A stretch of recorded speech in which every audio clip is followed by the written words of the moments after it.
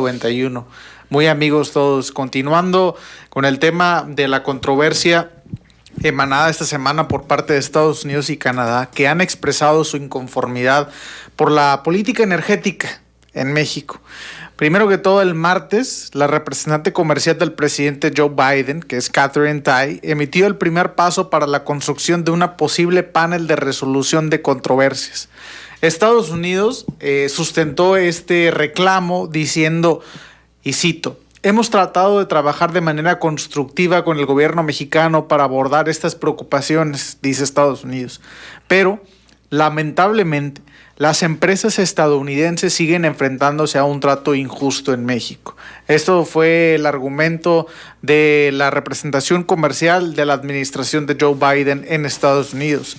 Un día después, es decir, el miércoles, Canadá se sumó a este posicionamiento de Estados Unidos y anunció que está de acuerdo con esta postura y también emprenderá este camino, que aún no se convierte técnicamente en una controversia, pero sí es el primer paso para llegar a ello. Mientras tanto, el presidente Andrés Manuel López Obrador desestimó completamente las acciones emprendidas por sus vecinos del norte y se refirió a el fallo de la Suprema Corte de Justicia de la Nación que determinó constitucional la ley eléctrica y de la ley de la industria eléctrica.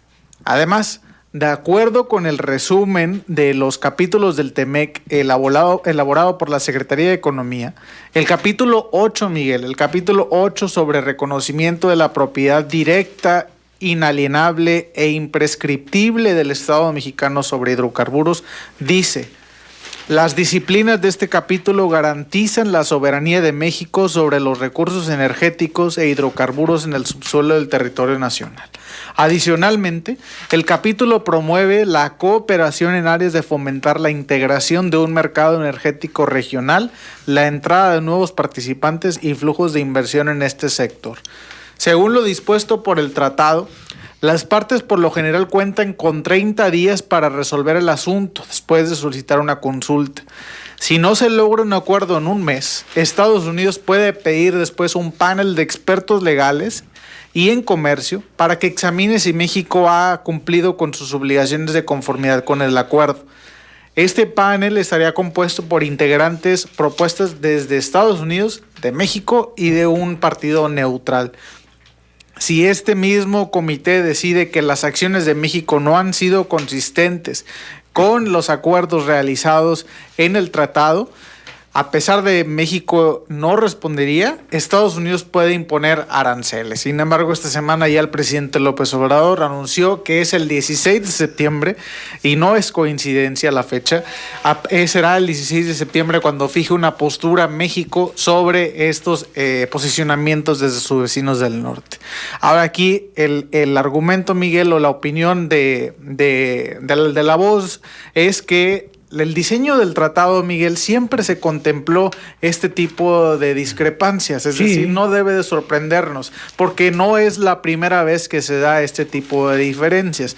Cabe recordar que México y Canadá hicieron un equipo para enfrentar a Estados Unidos, quizás una palabra mucho más drástica, para poder llegar a un acuerdo, para poder plantear a Estados Unidos en el tema de las reglas de origen de la industria automotriz. Así es. Entonces, desde que se diseñó el modernizado Tratado de Libre Comercio, siempre se contemplaron estas controversias, que cabe destacar que son controversias, no son rupturas comerciales, no son rupturas diplomáticas.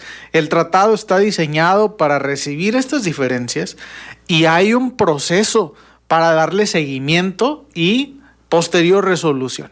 Tanto México como Estados Unidos y Canadá también estuvieron de acuerdo en así construir este tratado. Precisamente fue este mecanismo de resolución de controversias lo que le faltó al tratado original, el TELECAN, el Tratado de Libre Comercio de América del Norte del 94, porque no había un mecanismo de seguimiento de estas diferencias, lo cual derivó en 2015 que el entonces candidato Trump decidiera calificar a este acuerdo comercial con México y con Canadá como el peor acuerdo jamás firmado en la historia del mundo y prometía su disolución.